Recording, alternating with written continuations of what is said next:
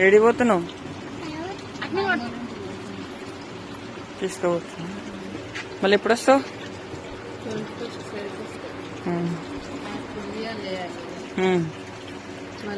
అందుకే 10 రోజులకు వస్తావా?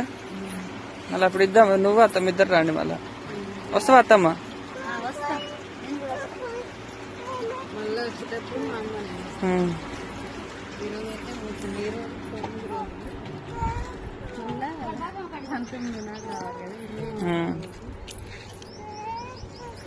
మంజులు అయితే వస్తుంది. మరి అందరికి బాగా చెప్పు. మరి ఇక ఇన్ని రోజులు అయితే అమ్ముల వీడియోలు వచ్చినాయి కదా, మరి తీసి పంపిస్తావా ఏమన్నా?